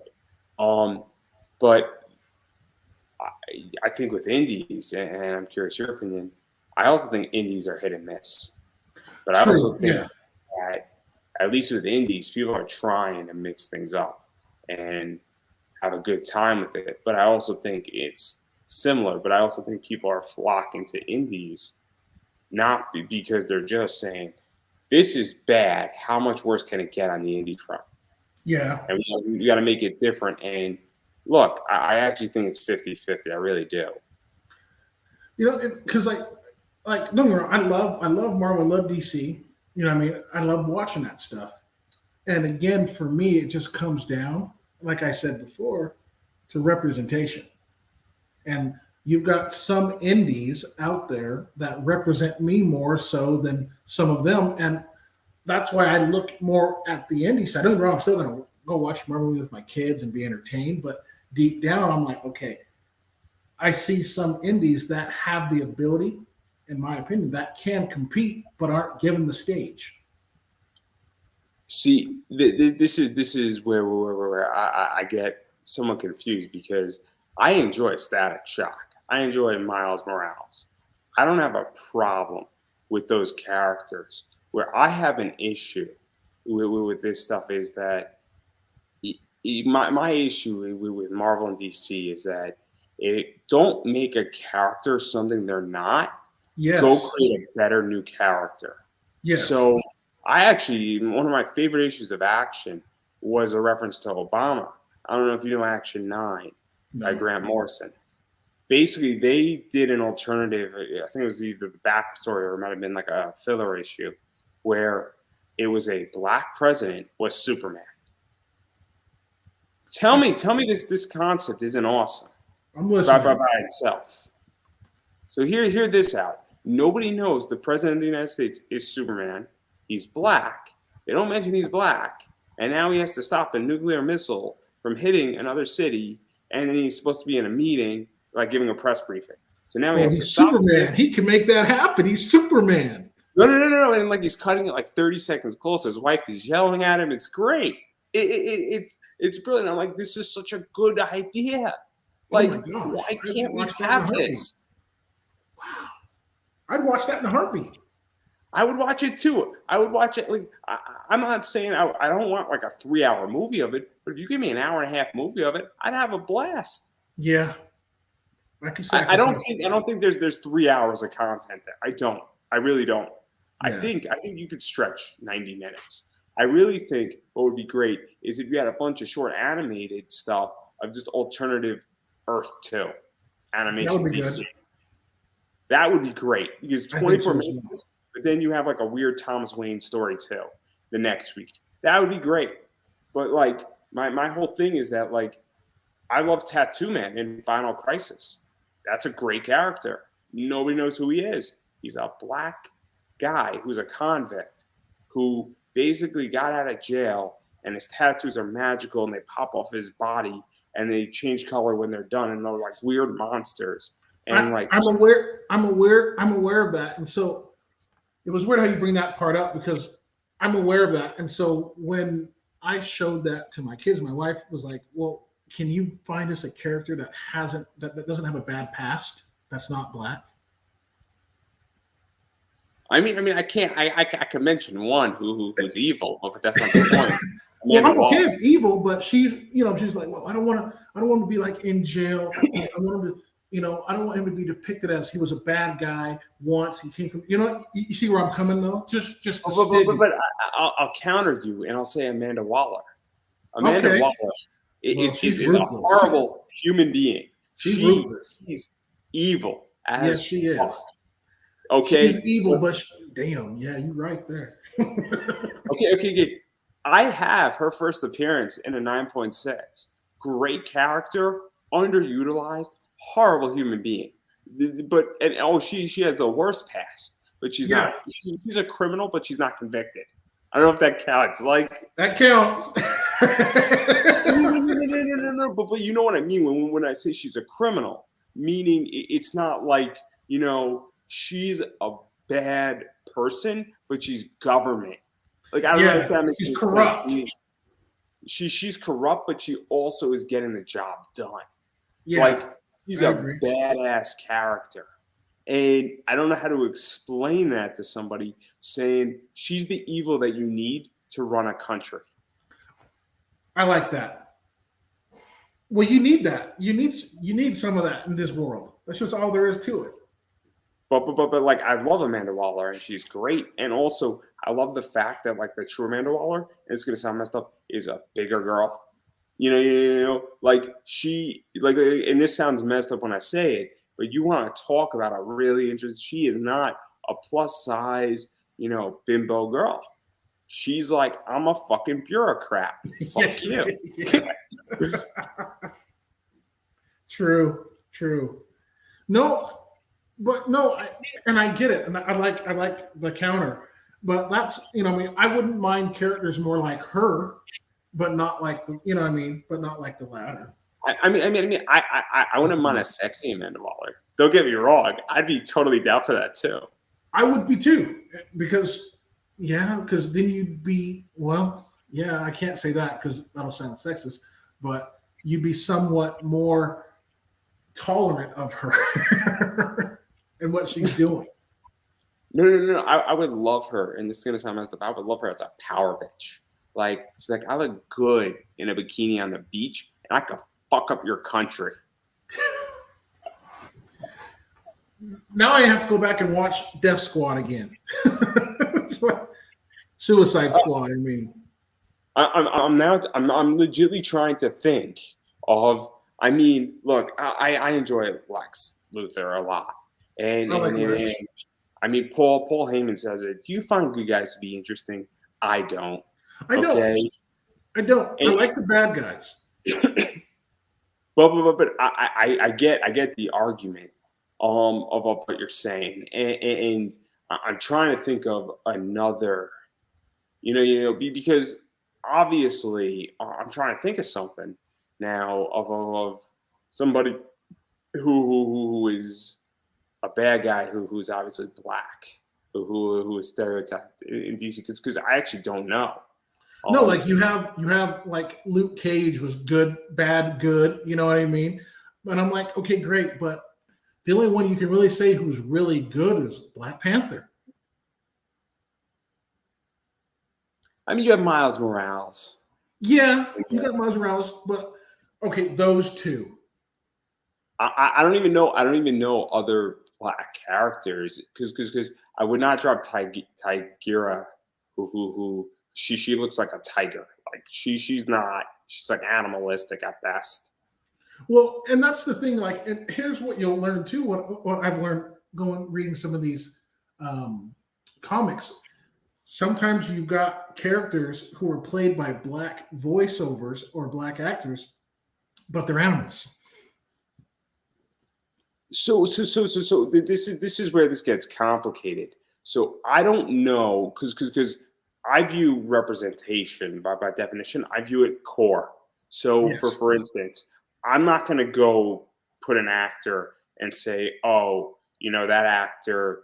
It's a black voice actor playing a white guy. 'Cause then we're really getting messed up because Yeah. I don't think that that's a fair argument because you could dub it into something else. I True. mean, I'll give you an example. Hawks from My Hero Academia is played by a black guy, but in Japan it was played by a Japanese person.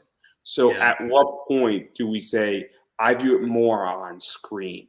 I view it more in the comics. I view it more in the anime because at a certain point, once we go into voice acting, you It could call doesn't matter. at that point you're because actors can do anything. It's kind of like I think a straight actor can play a gay person, and I think a Yeah. gay person can play a straight person. I don't think it changes the core of that character. Agreed. But when it's on screen, it does, or animation, it does. So, what do you mean, the voice or the actual character? The actual character. Okay, I just want to make The sure voice, I because don't. The voice, for the most part, it is what it is. But when it comes to like the actual character, I'm like, for me, I want to see that because I'm sure I'm not the only kid who is a kid or adult who wants to see myself in some of these characters. yeah, no, I don't blame you. I completely get it. Like, it's obviously I'm white, so I don't think that way. But it's nice to see a character who wears glasses, right? It sounds messed up, but obviously you want to have positive association. But I grew up watching Static Shock, and I didn't Right. think anything of it. And maybe that's privilege, or maybe I've just never been exposed to. I'm very, and I'm not too sure which it is per se, or it could just be that the thought in my mind, I'm like, oh man, he shoots electricity out of his freaking fingers. That's cool. Like it could have been that too. But the idea, I also say to myself, like when I saw Tattoo Man, I didn't think, oh, he's black. I said, oh snap, he just wants to get the fuck out of Dodge with Yeah. his kid. And oh man, this is a real struggle. And his tattoos are fitting. Like I felt, I'm like, man, who wrote Final Crisis and pulled up Tattoo Man? And like I went through my DC encyclopedia and I actually had to look for it. I'm like, holy fucking shit, who the fuck is this guy? Like I had no idea who Tattoo Man is. It might not even be Tattoo Man, I forget.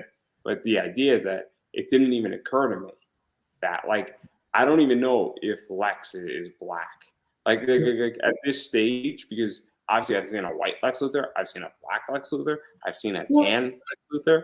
because of the multiverse, who knows? But like my whole thing is that, like, obviously with that Superman story, it was crystal clear what that was. It was a reference to Obama. No question about it. Nothing wrong with it. It was a good story. It was Yeah, enjoyable. It's definitely, I think you could have like a 90 minutes would be a stretch, but 30 minutes, that would easy, be really good. easy. It'd be fun. Well, Like Tales it's from the Multiverse, Justice League. Oh, it'd be great. yeah, it's another reason why, like when I did Sahel, I was like, look, I knew I could create something in which there would be no dispute as you could make this person that, make this person that. I was like, there's no dispute. It's here. It's what it is. You know what I mean? Are there various colors? Yes, there are. You know what I mean? And so it's the same thing. Like when I see some of these, I'm like, okay, I love the story, but I'm like, but at the core, there are people who just aren't going to be happy with that. And I'm like, why? And so I would rather just, I'm all about disrupting the status quo. However, with that said, I'm also about, okay, just create something new and fresh that people haven't seen before. This is my whole thing. It's There's nothing wrong, I feel, with having a white Thor. I don't think there's anything wrong with a female Thor. I think Yeah, my problem becomes is that if you take Jane Foster and she becomes Thor and you kill a regular Thor, that's where I have a problem. It's kind agreed. of like you can't make Captain America a girl. It doesn't work. You can make a Captain America female version and have her own story, like Gwenpool. Gwenpool is fun. Gwenpool is not making Deadpool a girl. Yeah. Actually, the Deadpool could be anything. Deadpool is a shapeshifter. It's like Mr. Plastic, but that's not Yes. the point. Deadpool actually does work in every freaking scenario. Now that I think about it, but I don't think you can make Batman a female. I don't. I don't think Bruce Wayne can be Bruce Wayne. But you could have Batwoman. Yeah. It's so like I would rather see Marvel create a bunch of characters, but this is what me and Arvid are going to be speaking about. Is that I also think that what happens, and I'm curious your opinion on this, is I think what are DC and Marvel in reality? What are their comic divisions meant for? Curiosity, what you think on that? So repeat the question. What do you think DC and Marvel's comic divisions are for? Ooh, that's a good. Let me think about that one. I mean, I can tell you what I think. Please do. I want to hear. Right now, and I'm sure you heard this, Marvel and DC, DC's up for sale, Marvel's up for sale in their comics. Both those divisions are profitable divisions. So Yeah. now, what do they produce? They produce IP, right? Intellectual property. So how rare is it that a company has a division that produces IP out to the public and is profitable? Now, they could be $300,000 profitable or they could be $5 million profitable. I don't know, but they're profitable divisions. So they have divisions that are producing IPs that are profitable that then can be taken to Hollywood or merchandising to a bunch of stuff. So when I look at DC and Marvel, I say, look, make every character gay, make every character a woman, make every character black, make every character a Latino, make every character have night vision. Because guess what? Something is going to stick. You're right, but here's okay. So let me press on that. So you can do all that, but at the same time, because it sounds like when you are, it's like putting this IP out. Inspiration can come out of that, and different ideas come out of it, which can spring up and can stick. But like you said, if you make every character gay, every character black, you can do all that, but then what's the story? What's the story? For example, if you make every character black, are you going to talk about black issues? Because, right? You see what I'm saying? Oh yeah. But look, I don't think Miles Morales has spoken about black issues from what I've read. Static Shock did. Yeah. Okay, so this is the thing is that I don't think, and this is why I think Static Shock and Static, as he's known, it's not Static Shock was the TV show, but Static is the superhero. You know, one of the things that I think it works is that there's history with Static. Miles Morales is a fun character, but they don't really talk It's about shallow. Black history. It's shallow. I think there's a little bit in there, but I don't think there's a hell of a lot. And look, there's room to maneuver. It's light because when I watched it, I'm gonna be honest, I fell asleep. I was like, really? So did you so Into the Spider-Verse is fun, and I enjoyed Into the Spider-Verse. I just thought it was an enjoyable movie. But I also, I mean, I have an Ultimate Fallout 4 first edition. I have 2 of them actually. So those are expensive comics. But I've read Ultimate Fallout, and that's a good story. I mean, it's a great story, but it's not a black story. No offense. Yeah, It's a Peter Parker's dead and who's taken his response. It's a great story, and it's a fun story, and it's an important one, and it's significant. But at the same time, and look, Miles Morales is very, very important, I think, because it's representation. And I believe, and feel free to disagree, and anybody can disagree, any representation is good, is better than none. That doesn't mean you can't approve. It's kind of the theory that any law is better than no law. I agree. Where I agree with that. even if that law is draconian, it's better than having utter and complete chaos. Doesn't mean you should settle for that. What that means is that that's a starting point. Agreed. So, but I guess, you know, the way, like Lex Luthor, if he's black, there's a lot of history with Lex. And while you're not dealing necessarily with black history, I mean, Black Panther deals with it to some degree. But again, it's Static, like the show actually dealt with it, which was fascinating. Yeah. But it dealt with it in a very, very good way. It's very, very interesting. I think that's where the difficulty comes in, because you have to be skilled enough to know how to write it and deliver it as well and present it. And also, you know what it is? You have to also understand, I think, that delivering it and also making it relatable to everything. Because the audience isn't anymore. Because the problem is that you are producing a product that needs to pay for itself. So I think this is where things get complicated and become mainstream. And so I'm a strong believer that if I want to convince somebody over, like it took me a long time to get over to crypto and understand it. We're talking 3-4 years. My friend was trying to convince me for 3-4 years. It took a lot of effort, and I slowly got in, and now I'm a lot more interested in it. But look, I'm maybe 10% interested. My goal in the next 3 years is to have like 5% of my entire portfolio as an investment arm in crypto. 5%. My friend has like 50% of his stuff in there.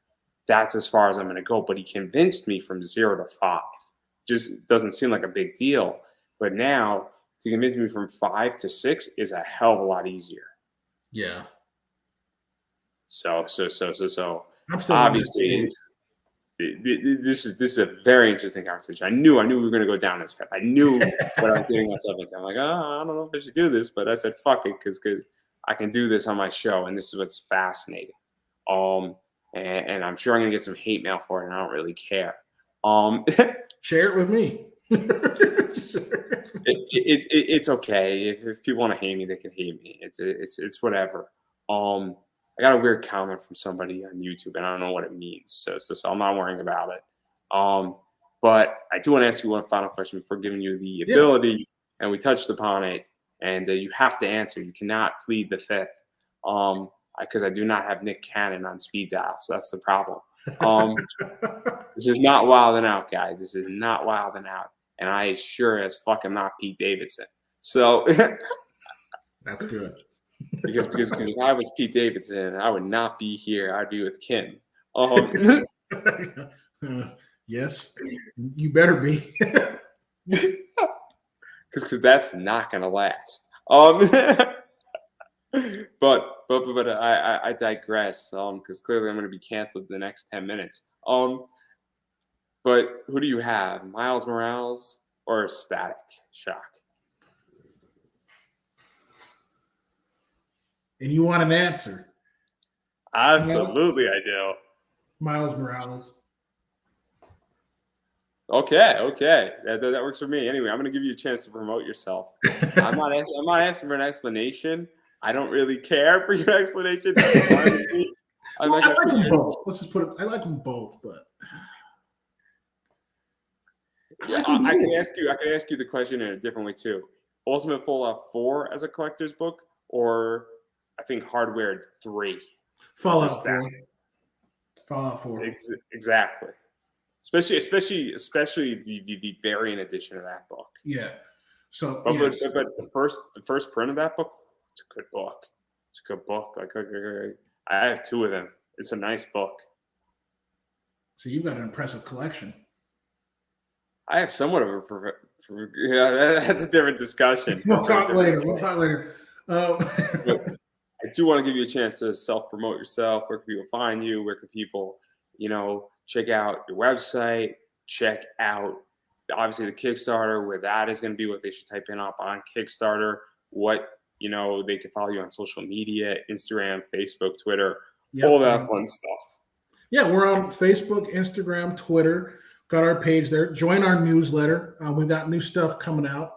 And I'm actually going to start giving away stuff in the newsletter, just, to get people to join it. Like, here, download it for free. You know what I mean? So, but, we are coming. SAHAEL is a 6-letter word, and so are some of the other companies out there that are six-letter words, and we're coming with force. You know what I mean? But we love what we're doing, and we feel the next year or two we're going to make a big dent, and we're going to be a force to be reckoned with. The Kickstarter, we feel, is going to jumpstart us in the right direction, and be the first to join, because again, some of this stuff's going to be collector's items, and you're going to wish you would join. You're going to wish you would join when you did.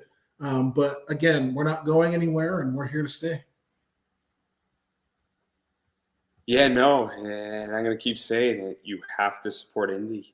And what that means is that when people have independent comic books up on their web stores, you need to buy those. If they're self-publishing without Kickstarter, you need to support them there. If they're on Indiegogo, you need to support them there. If they got a Kickstarter, which obviously Dwayne is going to have coming, you need to actually back that Kickstarter, whether you're pledging $1, $5, $10, or however much you can afford. Every little bit helps to make that book happen. And no donation / pledge / contribution is too small. Also, I get it, and I'm sure, Dwayne, you get it as well, that people sometimes in life are in different economic brackets, and sometimes people have rough months with money, and sometimes things come up. And if that's the case, obviously, I don't want anybody to go broke 100%. to back a Kickstarter, and make sure you're all good with your finances. But if you're in that situation, the best thing you can do is follow, sign up for the newsletter, sign up, and follow on Twitter, Facebook, Instagram. Actually tweet out the Kickstarter link, share it on Facebook, post it on your wall, I'll post it in your Instagram story, mention it to a friend. All that stuff goes a long way, and you never know who is watching. And it is very, very important. And if you do back it, one of the things that I recommend is that actually Kickstarter makes it very easy for you to share it on Facebook and Twitter. So please go do that and use those tools, because let people know, saying, hey, I backed this project, because it does help and it does contribute. And people are like, oh, cool, let me check out this project. If so-and-so backed it, let me take a look at it. It is very, very important. And that's something that is super, super helpful to do. And it's free. Social media is free to use. So use it and share our projects. As far as I'm concerned, obviously, I appreciate shares, comments on this. I appreciate people sharing this out, people letting their fans know about this show, checking it out, watching the entire thing. Please don't send me hate mail. I get enough of that in my daily life. I don't really want to be yelled at, so please don't do that. If you don't have anything nice to say, don't say it. It's the golden rule, and I won't say anything mean back to you. But jokes aside, if you want to comment, hate me, feel free to do it. But anyhow, I do have a t-shirt up. It is this bad boy right here. Once again, Go buy it on Redbubble. 16 colors. You could pick the color you want with that shirt. So very cool right there. And I have a few more shirt ideas coming. And what I mean by me designing them is I'm going to hire somebody from a foreign country to do it because I outsource work like a true American should. And then I have this metal card right here, which Dwayne has. He has this metal card. Yes, so you can have it too and be like Dwayne. Support, cosplayers, support podcasts, and you can buy them on eBay, and they're pretty cheap. So go buy them on eBay, and the prices are going up April 11th. So you got 6 days at a discount rate. Go check it out. Go support it. Help make this show happen. And then obviously my social medias are Pop Anime Comics on Facebook, at Pop Anime Comics on Twitter, Pop Anime Comics on Instagram. My website is Pop Anime Comics. My other show is Pop Anime Comics Lounge. This show is Conversations in Pop Culture and will be coming into podcast format soon. So that's out there. And if you really feel inclined and you like what I talk about and all that stuff, I do take donations through Buy Me a Coffee. So you can buy me a coffee. It's greatly appreciated. And I need money because I am broke. So not poor, but broke. So all the money goes actually into the show and helps to continue to make it happen. So that's everything that I got. And I'm going to give you the final word. Please follow us on Twitter, SAHAELian, SAHAELIN. We look forward to your support. And please, 7 days from now, we'll be launching. And we look forward to all those who back us and support us. And that, everybody, is a wrap. I appreciate it, man.